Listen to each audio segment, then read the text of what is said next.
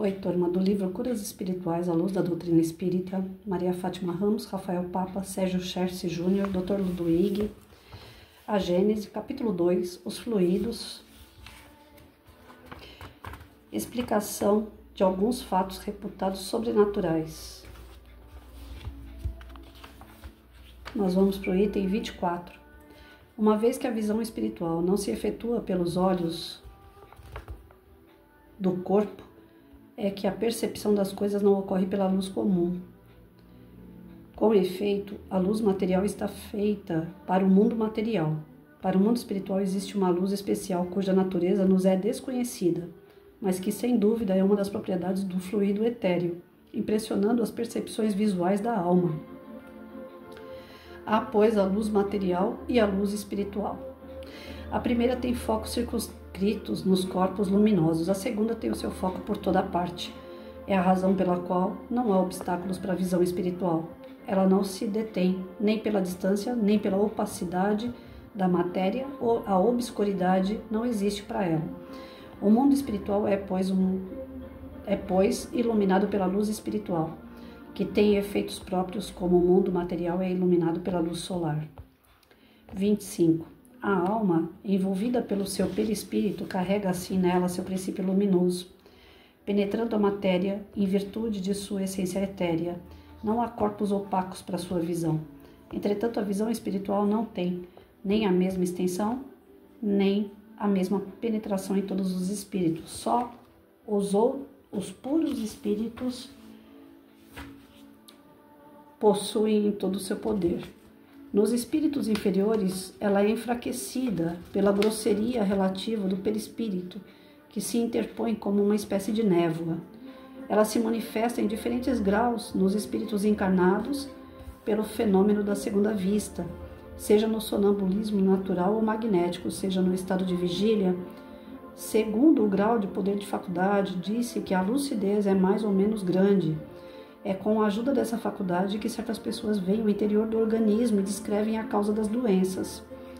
26. A visão espiritual dá, pois, percepções especiais que, não tendo por sede os órgãos materiais, operam-se em condições diferentes da visão corpórea. Por essa razão, não se pode esperar dela efeitos idênticos e a experimentar pelos mesmos procedimentos.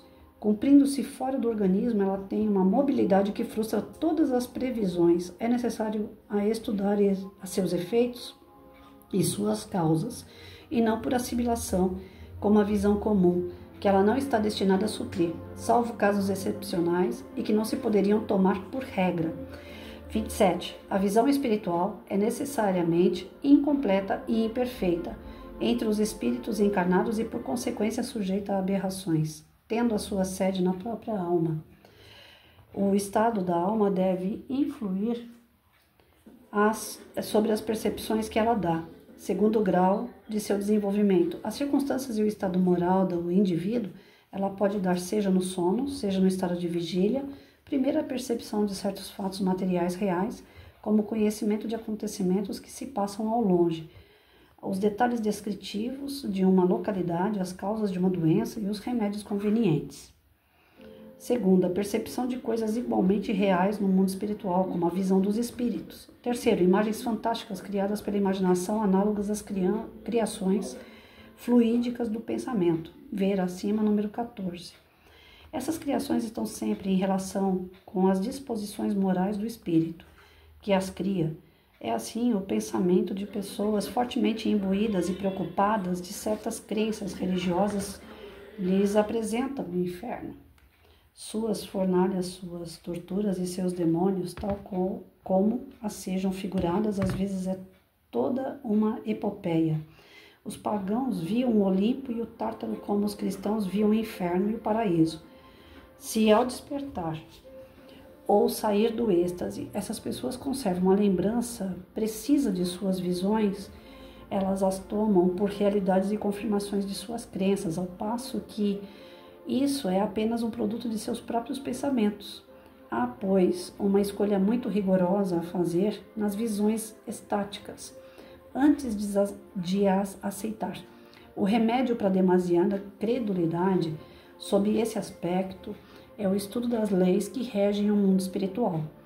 Os sonhos, propriamente ditos, apresentam as 3 naturezas de visões descritas acima.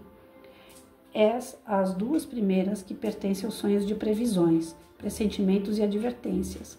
É na terceira, quer dizer, nas criações fluídicas do pensamento, que se pode encontrar a causa de certas imagens fantásticas, que nada tem de real com relação à vida material, mas tem para o espírito uma realidade por vezes tal que o corpo lhe sofre com um contragolpe e que se tem visto os cabelos embranquecerem sob a impressão de um sonho.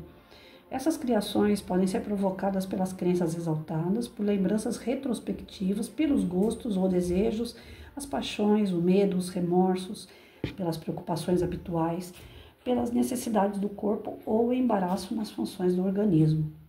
Enfim, por outros espíritos com um fim benevolente ou malévolo, segundo a sua natureza. Então aqui ele está dizendo para a gente, né, que alguns sonhos que nós temos pode ser criação da nossa mente, pode ser criação, uma leve lembrança de algo que a gente já passou e a gente está voltando naquele lugar, naquela situação, naquele período, né, enfrentando as adversidades daquele ciclo que nós já fizemos parte, com pessoas, com espíritos de outra natureza que a gente não está convivendo agora no momento. Então, a nossa mente está ligada aos nossos desejos íntimos, né? Pode ser que isso ocorra. Então, a gente fala assim, nossa, eu sonhei com o fim do mundo, por exemplo, né? Com o diabo, com fogo, queimando as pessoas no inferno e tal. Isso daí pode estar ligado à minha crença. Se eu sou católica e eu acredito no diabo, então eu vou estar projetando isso nos meus sonhos, porque no fundo eu tenho essas sensações íntimas, que o meu espírito está impregnado com esse tipo de conhecimento. Então, algumas dos nossos sonhos, eles podem estar voltados às nossas crenças, alguns episódios que nós já passamos e que nós estamos retornando, porque nós estamos ainda muito presos a essas situações. Pode estar ligado, né, a algumas preocupações que são, como que eu posso falar? Quando a gente projeta aquilo, né? De repente eu fico assistindo, vendo vídeos na internet aí que tá falando do apocalipse. Vai acabar o mundo, tem gente que tá guardando comida, estocando comida, fazendo os bunkers, aquela coisa toda. E isso mexe com o meu medo interior, né? Com a minha falta de fé. E aí quando eu vou dormir, pronto. Lá vou eu sonhar que o fim do mundo tá próximo mesmo, que o apocalipse vai acontecer dessa forma em que eu interpretei, com os meus medos e receios. E aí eu tenho isso como se fosse uma previsão, aí eu também vou começar a estocar comida, porque agora eu tenho certeza que isso vai ocorrer, porque eu sonhei com isso. E na verdade, são projeções que a gente faz da nossa mente, de criar isso, né? Então, nada que a gente sonha, ela é realmente da forma que a gente interpreta. Para isso que nós estudamos, para ver se isso tem alguma coisa a ver com as nossas crenças, nosso passado, ou se é algo que nós já estamos projetando para o futuro, porque nós estamos acompanhando na atualidade alguns medos e receios da sociedade. O que o médium, principalmente o médium que vai trabalhar com uma questão de visão espiritual, ele tem que ter claro a sua disciplina, ele tem que ter claro o seu equilíbrio. Ele tendo equilíbrio, ele tendo disciplina, ele tendo estudo, por isso que nas obras do Kardec está lá, né? E que a gente tem que se instruir, a gente tem que estudar. O que eu mais tenho visto dentro da doutrina espírita, depois que eu passei a estudar, né? Porque eu fui uma espírita sem vergonha, eu estudei muito pouco. Eu sou desde os 16 anos frequentante de casa espírita e já trabalhei na casa espírita, já estudei um pouco na casa espírita, porém eu não fui dedicada como hoje. Eu já amanheço com 4 livros na minha mão e vou lendo e vou fazendo esses canais do YouTube que eu tenho. Eles têm feito muito mais bem para mim, talvez, do que até para as pessoas que assistem. Porque hoje sim eu posso dizer que mesmo que desse jeito autônomo, né, eu tenho procurado me empenhar nos estudos e tenho descoberto coisas maravilhosas que no decorrer desses anos todos, né, 36 anos de casa espírita, eu não tive, por defasagem minha, por ser envergonhice minha de não ter me dedicado aos estudos. E hoje, quando eu me dedico aos estudos, eu percebo que não é só a Patrícia, que em geral as pessoas têm sempre como desculpa os seus dias que são tumultuados por atividades diversas e que não sobra tempo para os estudos, para a dedicação dos estudos. Então nós temos muitos médiuns despreparados que ainda trazem rituais do lado de ter frequentado o espiritualismo, então muitos espiritualistas largam o espiritualismo e vêm para o espiritista, né? E quando chega aqui é diferente. Nós temos que estudar, nós temos que instruir. Allan Kardec dizia isso, Jesus dizia isso, né? Que é só através de uma instrução, de uma disciplina do seu espírito que você é capaz de se desenvolver, de ampliar o seu conhecimento e de passar pelas situações, ajudando inclusive os outros a passar também. Esses puxões de orelhas que as espiritualidades de tempos em tempos vêm e falam, gente, vai lá se instruir, vai estudar. Não é à toa, porque acontece uma série de sintomas, né, em nossa volta, que se a gente não tiver disciplina e equilíbrio e a instrução, nós acabamos fazendo como práticas espirituais, né, espiritualistas. A gente acaba, fulano falou tal coisa, então quem sabe isso vai acontecer. As mães de nada da vida vão surgindo. E as pessoas que não têm o devido conhecimento acabam acompanhando isso e vira bagunça, né? Porque cada um fala uma coisa e aí todo mundo se perde no meio dessas falas, né? Um fala que o mundo vai acabar, o outro fala que o mundo vai se transformar, o outro fala que o mundo vai sumir, cada um com uma fala e ninguém chega a lugar nenhum. E aí é que tá, o espírito que está encarnado, o espírito que está desencarnado acompanhando essa bagunça toda também se perde. Então nós não podemos deixar com que a gente sofra essas influências de pessoas desequilibradas que não possuem um conhecimento, uma disciplina, uma visão séria dos acontecimentos e que podem colocar em risco a nossa encarnação, o nosso desenvolvimento moral. Porque hora a gente vai para um lado, hora a gente vai para o outro, a gente vai seguir na maré, né? Então não, o espírita mesmo, ele tem que focar os estudos, o médium, ele tem que ter uma visão séria dos acontecimentos, ele tem que buscar o mais perto possível do real, para que ele possa falar e passar uma mensagem segura aos demais. O médium, ele está entre o desencarnado e o encarnado, ele é médium, ele está no meio. Então ele tem que ter a sua disciplina, tem que ter a sua instrução para receber essas instruções do plano espiritual e saber passar para os encarnados. Uma tranquilidade, uma mensagem de fé, uma mensagem de esperança, uma mensagem de estruturar, preparar os encarnados para o que vem, seja de bom ou seja de ruim. Então nós não podemos ficar aqui à mercê dessa maré, né? Hora alta, hora baixa, hora eu ouvi falar, um fulano falou isso, fulano falou aquilo. Hoje, dentro da doutrina espírita, eu percebo assim que existem vários segmentos, né? Tem aquele que ele vai buscar o espiritismo na fonte, as obras básicas do Kardec. Outro dia eu ouvi um amigo meu falando uma coisa e é pura verdade. Tantos novos autores estão surgindo, falando o que quer, baseado em que quer, que a fonte, que é as obras do Allan Kardec, elas estão ficando para trás.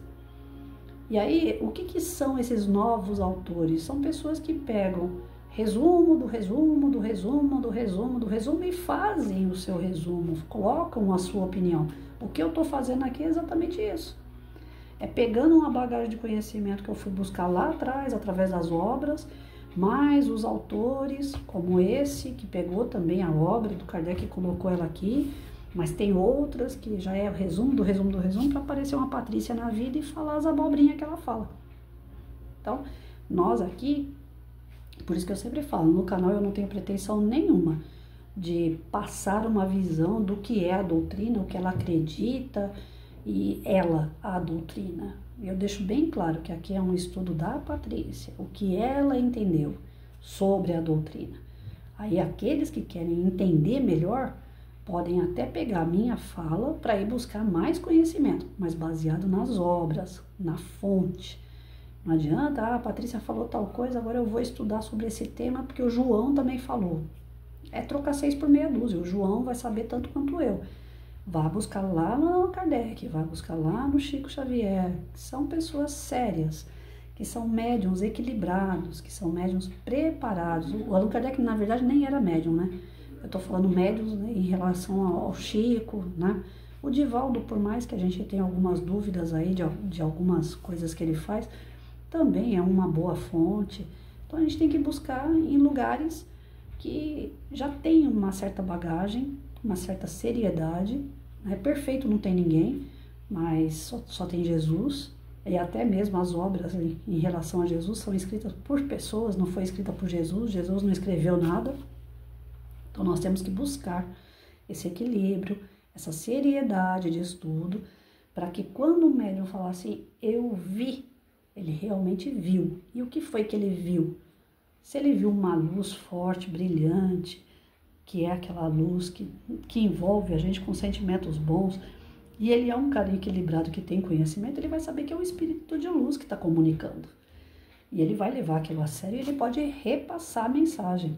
Assim como se ele, com muito conhecimento, bagagem, disciplina, ele vai também ver um espírito menos elevado, que é mais denso a sua iluminação, não é brilhante, é mais opaca, mais escura. Ele também vai determinar através disso que aquela mensagem não é tão confiável, porém tem que ser ouvida pela lei da caridade, tem que ser repassado com filtro, né? A mensagem que aquele espírito vem trazer é um sinal de caridade também, não deixa de ser, porque quando você ouve de uma pessoa encarnada um assunto e você conversa com ela, muitas vezes nesse diálogo, pessoas boas ou ruins, um pouco dela fica em você e um pouco de você vai para ela, não é isso? Então no campo de encarnado para desencarnado não é diferente. É caridade ouvir o campo também de espíritos trevosos e espíritos maléficos, espíritos mais atrasados, ouvir e não aceitar e não fazer o que eles mandam, né? E alguns que têm essa característica menos elevada, às vezes querem se passar por espíritos mais elevados, espíritos mais sábios, e eles são sábios geralmente, eles só não têm a moral. Então, dentro da fala deles e dessa iluminação do perispírito, a gente consegue saber, né, se é realmente um espírito bom ou não. O médium que estuda, que é instruído, que tem um equilíbrio, que tem uma disciplina, ao ver o lado perispiritual, a luz perispiritual do espírito, ele vai saber discernir se é um bom ou não espírito, né? E com isso, a gente pode fazer o trabalho dentro do perispírito do encarnado que vem buscar ajuda. Por exemplo, o cara que chega para fazer um trabalho de cirurgia espiritual, ele vem pedir socorro. Quando você enxerga a luz do perispírito daquela pessoa encarnada, você detecta algumas manchas no perispírito. Por exemplo, se o cara está com um problema no rim, sobrecarregando o rim dele devido aos medos, receios. Hoje a ciência física já comprova que muitas das nossas comorbidades físicas estão ligadas a sentimentos. Os nossos sentimentos de raiva, de rancor, de tristeza, de ódio, a falta de perdão, que mais? Aquele sentimento de vingança, sentimentos de medo, de insegurança. Esses sentimentos, eles geram doenças no corpo físico.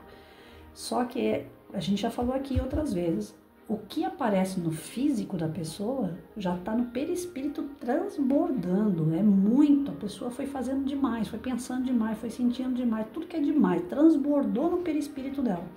Quando ela vai fazer uma cirurgia espiritual, o médium que vê, vai ver a luz daquela pessoa, se está encoberta por luzes superiores ou inferiores, que às vezes ela tem um anjo de guarda maravilhoso, mas isso não impede que ela tenha focos, né, dentro do perispírito dela, que são menos iluminados. É onde essas doenças geradas pelo seu pensamento, pelo seu sentimento, estão ali. São os fluidos densos que ela foi criando no perispírito dela, gerando a doença física. Então, o médium que consegue enxergar, né, para algumas pessoas isso chama aura, mas eu ainda continuo colocando o nome luz, né? Dentro daquela, a pessoa está lá deitadinha na maca para fazer a cirurgia espiritual. Se eu detectar ela tem uma luz até que razoável. O corpo dela todo, a gente enxerga uma luz, mas aí aparece aquela luz mais opaca, mais escura no rim dela. Pode ser a influência de um espírito inferior que está causando aquilo por uma vingança, por algum ódio, alguma situação que não houve perdão, e vai influenciando ela através de muito medo. Ela tem muito receio, muita insegurança, pensamento, sentimento voltado sempre para esse tipo, né, de movimentação de energia, de fluidos negativos, acabam sobrecarregando o rim dela. É uma pessoa boa, em geral a luz dela é uma luz boa, mas lá no rim tá aquela luz mais apagada, tá aquela mancha, e o médium que enxerga isso, na cirurgia espiritual, ele vai lá no rim da pessoa. Ele vai, através da espiritualidade que está ali trabalhando com ele, emanar energias e fluidos que vão percorrer todo aquele rim da pessoa. Se ela tiver num momento de merecimento, que aquele sofrimento já não cabe mais a ela, que ela está deixando de ter medo, que ela está enfrentando as situações, que ela está querendo passar por aquilo da melhor maneira possível, ela já resgatou aquilo tudo, no coração dela ela já perdoou, no coração dela está livre de qualquer sentimento negativo, é aquele momento que a espiritualidade vai lá e limpa, vai tirando aqueles fluidos. Isso se faz uma única vez? Às vezes, se é algo pequeno, dá para resolver na primeira vez. Às vezes não, às vezes é um tratamento que a pessoa vai ter que fazer várias vezes. Isso depende de pessoa para pessoa, de situação para situação.